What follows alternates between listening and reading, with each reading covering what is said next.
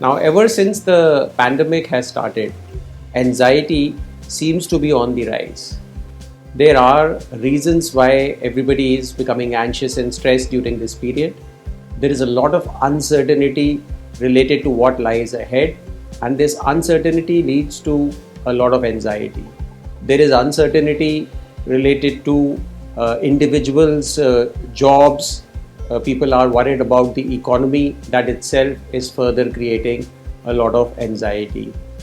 People are very afraid of acquiring the illness, and the fear of getting COVID 19 is also leading to anxiety.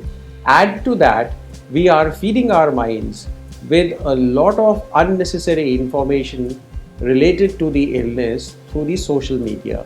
We are spending a lot of time on WhatsApp, Facebook, and other forms of social media, constantly assimilating information which necessarily is making us feel more and more anxious. So, that also is a factor responsible for our anxiety, and our lives have changed completely from a 24/7 society where everyone was available all the time. We are now confined to our homes, and we've been confined to our homes for about 5 weeks. Now, many of us are having difficulties in just being at home. This further is creating anxiety and frustration amongst us. So, some of the reasons here why illness or why COVID 19 is leading to anxiety.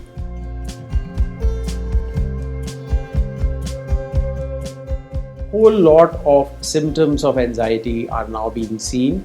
Many people are just reporting that they are constantly anxious or feeling on the edge. Some are reporting that they are very restless. They can't, seem to be able to sit. They can't seem to be able to concentrate or focus on anything they want to do. Many are reporting disturbances in sleep. They are not able to sleep on time. They have a disruption of their sleep-wake cycles. People report a lot of overthinking. People are thinking too much. Many report that even when they are asleep, the mind does not seem to be at rest. Some people are reporting a sense of frustration, a sense of irritability. They are snapping easily around their family members, and that also may be related to the fact that individuals are anxious or individuals are stressed. There are some other symptoms of anxiety. Some people are reporting the sensation of butterflies in the stomach. They are reporting that the stomach or the GI system is not doing well. They have a lot of acidity, gas, burning. Some people are reporting palpitations, or the heart starts beating faster. They are reporting headaches, which are tension type headaches.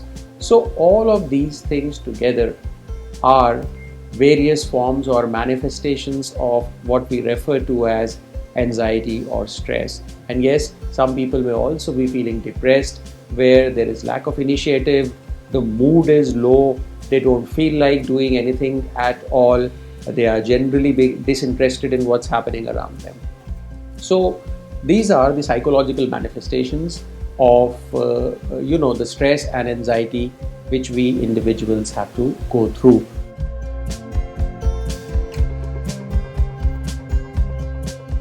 What is it that we can do on a day-to-day basis in order to keep our stress and our anxiety in control? Now, most of us need to understand that we need to have a structure to our day, which means that we need to get up at the same time every morning, and that has to be reasonably early. Many people are reporting a reversal of their sleep-wake cycle. They are sleeping at 4 or 5 a.m. and they are getting up in the afternoon. That doesn't help. So we need to have a structure to our day, and the first activity that we do after getting up in the morning is some exercise. 30 minutes of exercise every day is extremely beneficial, and half of this exercise needs to be vigorous. Whatever form of exercise we are accustomed to doing, we should continue the same. If we haven't been exercising, then the physical training exercises which were taught to us in school will also be beneficial. So 30 minutes of exercise is very, very important. Exercise has tremendous beneficial effects both on the body as well as the mind. 30 minutes of exercise will ensure that we are feeling less anxious, we are feeling more energetic, our energy levels are higher, our mood is better, our attention, concentration, focus, memory, all of these functions are better, and this 30 minutes of exercise will also facilitate better sleep at night. So exercise does a lot of wonderful things for the body and mind, and we should engage in it every day. Coupled with exercise, we can spend some time in meditation. Now, I'm not going to talk about any complex form of meditation, but the most simple form of meditation, which is single pointed meditation, focusing on your breath. So this is very simple. What we need to do is that we need to inhale and then we gradually need to exhale. And while we are doing this, we have to focus on our breath. And we do this in a cycle of 21 times. So we do this 21 times. This may take roughly about 1.5 minutes in doing so, and we do it several times during the day. So we fill our lungs with air, inhale as much as we can, and then gradually release air out of our lungs, or exhalation.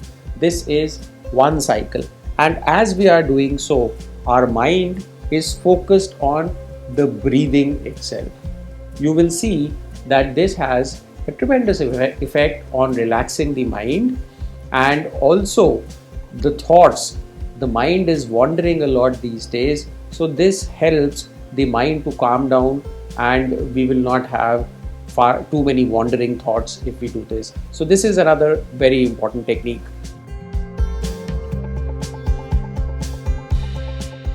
We need to engage in what is referred to as positive addictions.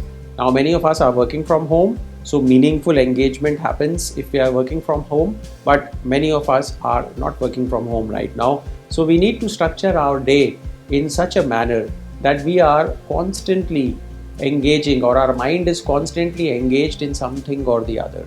And some of our hobbies from the past, right, such as music, such as art, drawing, painting, playing a game with family members, this qualifies as what we refer to as positive addictions. Reading is extremely beneficial. So we have to do a mix of these things.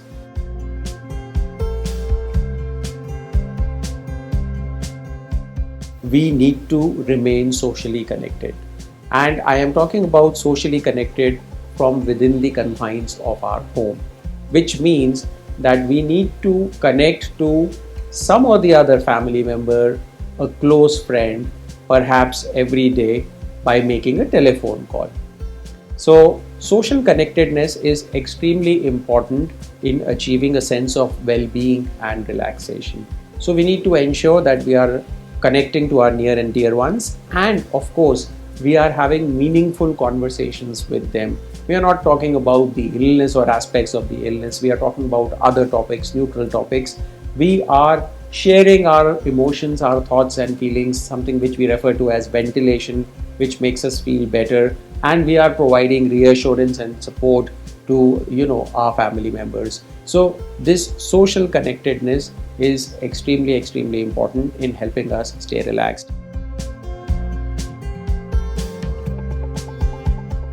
We should not flood our mind with negative messages. 10 minutes of watching the television every day is enough to give you all the necessary information you need as far as the illness is concerned. We need not constantly go on WhatsApp or television or Facebook to inquire more, find out more as far as the illness is concerned, as far as the number of people affected is concerned, as far as the mortality is concerned.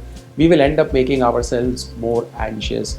So we need to curtail our consumption of social media. We may still use it for connecting to people, for spending some time in a relaxing activity, maybe watch a song or watch a series over it.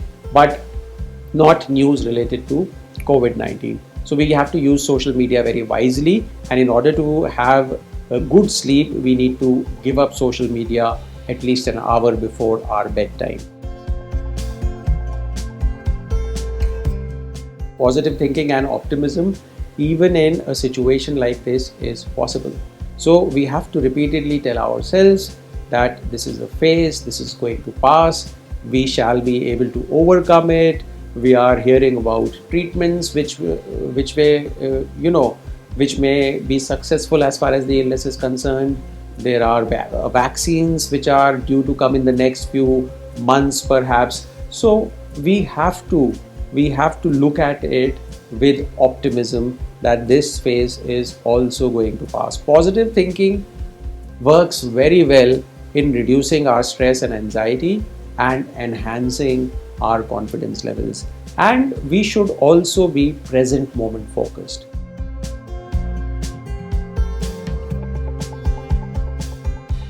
That we are not going to worry too much about the past, and we are not going to try and look too much ahead as far as the future is concerned, because both worrying about the past and remembering unpleasant things as well as stressing ourselves over the future creates a lot of stress and creates a lot of anxiety.